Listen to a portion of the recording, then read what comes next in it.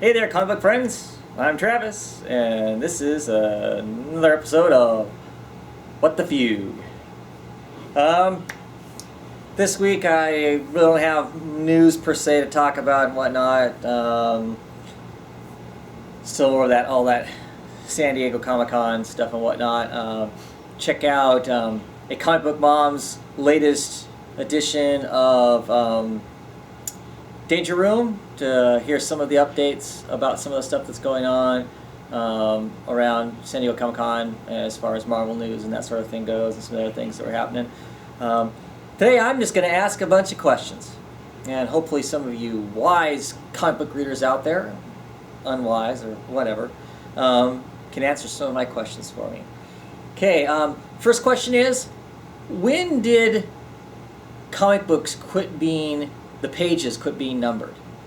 You know, it used to be every comic book, the bottom of the page somewhere, it would be numbered, tell you what page it's on. And at some point, that disappeared. I quit collecting comics for a while in the early 90s. Then when I came back into collecting comics in the early 2000s, numbers were gone. They were, in the early 90s, they had numbers on the pages. In the 2000s, they don't have numbers. When did that change? Because sometimes it really annoys me when I'm talking to somebody and I don't have the comic book with me, you know, on the phone or Skype or whatever, and I go, you know, on page, and I have to sit there and try and count the pages out to figure out what page we're talking about. When did they take the page numbers away? And it's on all the books. So when did that happen? Anybody know? I've mentioned in a few other videos, and I'm going to ask again here. When did Colossus lose his hair? Back when I used to read the X-Men, back in the mid-80s, Colossus had hair. Now, Colossus doesn't have hair. When did he lose his hair and why? Matter of fact, I haven't seen him in the flesh, actual flesh, not metal, since I've started recollecting comics. Can he turn back to flesh? And if he turns back to flesh, is he bald?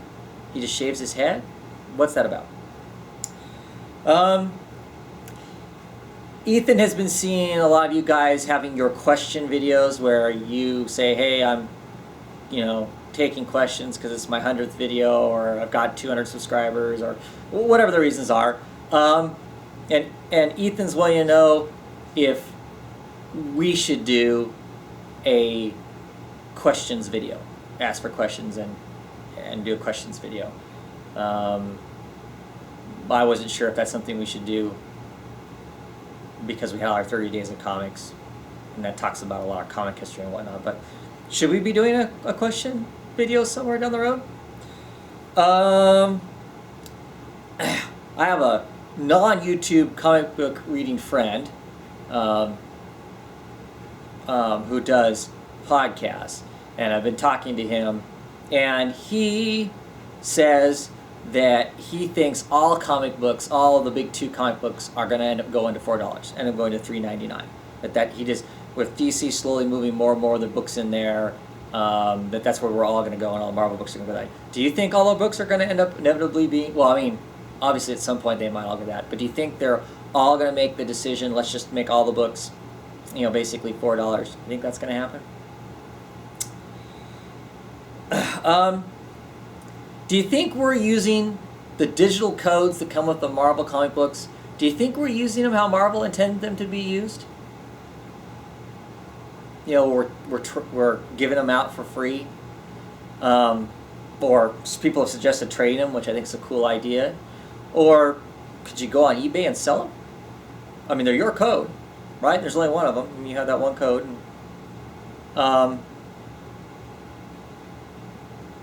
what do you think?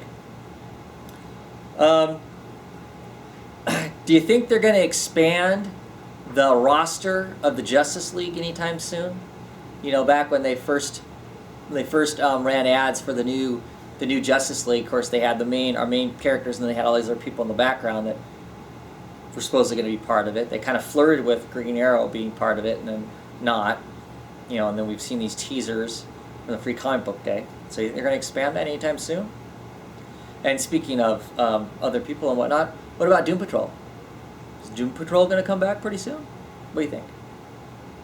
Not that I'm obsessed.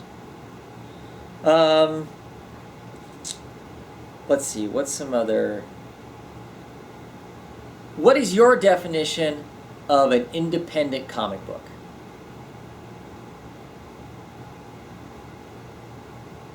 If a comic book sells over 100,000 copies, is it still considered an independent comic book? I've heard some debates on The Walking Dead, with issue number 100 selling as many issues as it did. Some people are saying that means it's not an independent comic book when it sells that well and whatnot. What's an independent comic book? Should I keep wearing tie-dye t-shirts?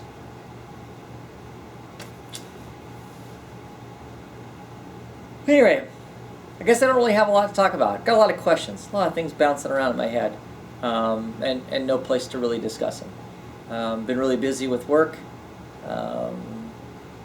Working 6 days a week kind of sucks up a lot of time for me to digest a lot of stuff and whatnot. So, where do you get your comic book news from?